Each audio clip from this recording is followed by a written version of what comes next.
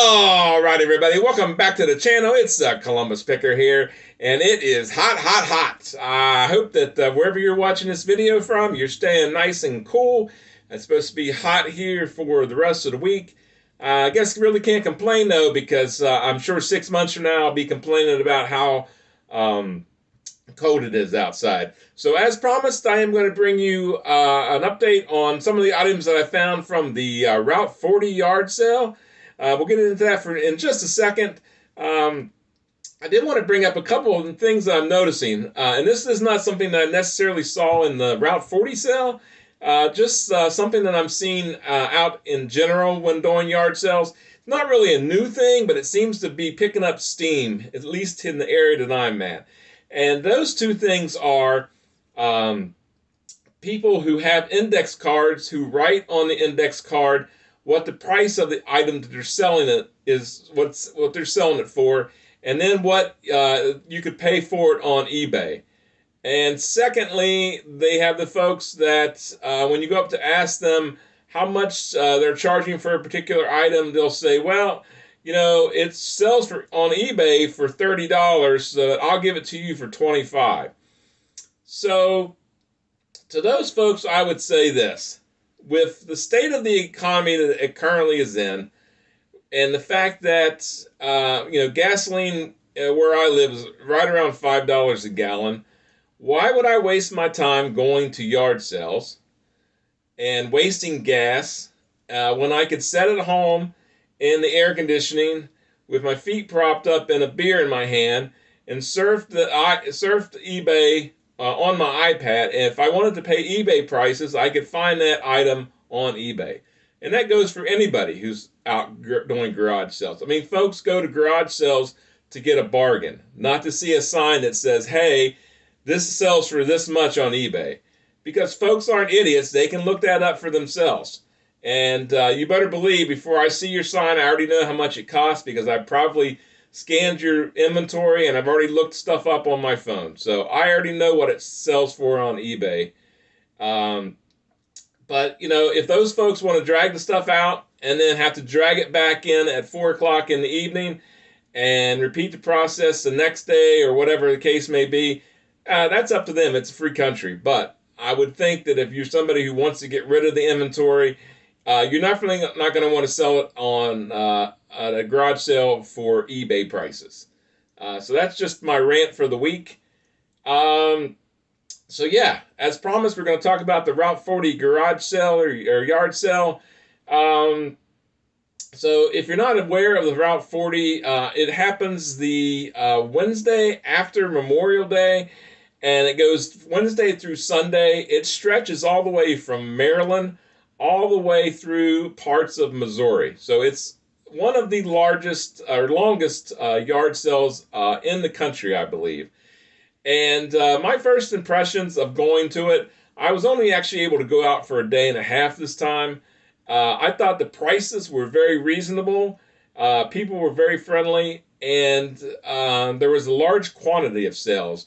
There were some places where you couldn't go more than, say, a half a mile or 3/4 of a mile before you were running into another sale. So definitely it was worth the time to go and, check out the sale. And so what I've got for you today is just a small sampling of some of the items that I found at the sale. I am going to give you how much I paid for the item, either how much it's listed for on eBay or if it's already sold, what I sold it for.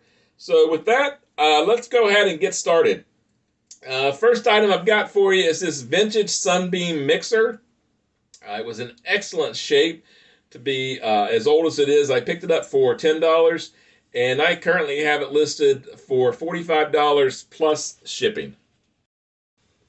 All right, next up we have this Panasonic 9-inch TV VCR combo. I believe it was from the year 2000. Believe it or not, I picked this up for $5. And when the lady said $5, I honestly could not get the money out of my wallet fast enough. I knew from experience that these type of TVs are definitely sought after by either collectors or a lot of people like to buy them just to play games on them. This one is already sold. The buyer was all in $255, so that was a definite bolo if you happen to see those out, and I was definitely happy with the 255 on that. Next up, this is another one where when she told me how much she wanted for them, I couldn't get my money out quick enough.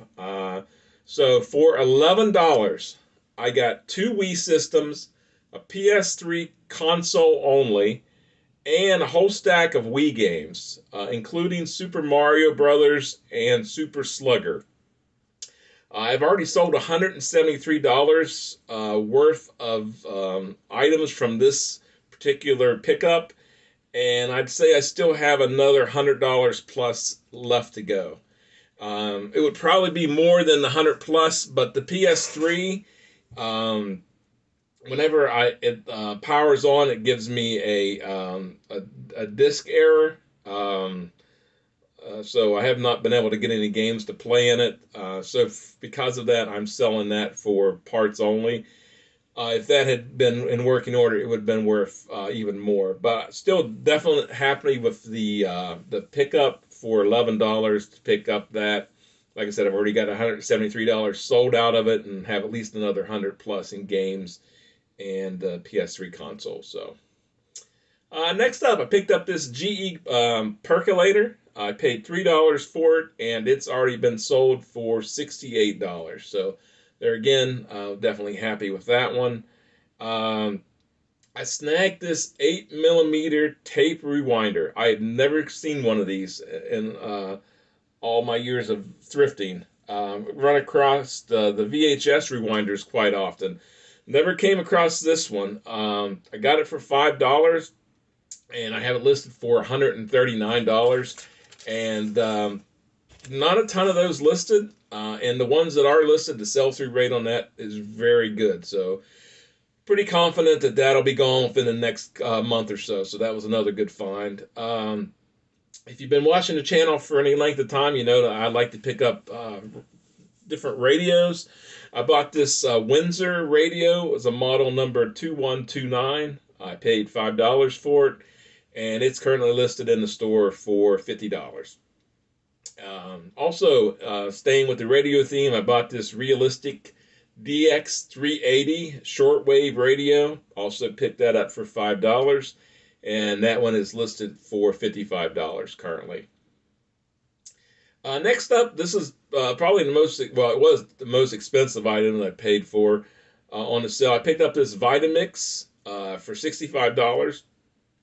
It included the machine. It's got a 64 ounce and a 32 ounce blender, a couple of the lids, and a couple of the stoppers or stampers.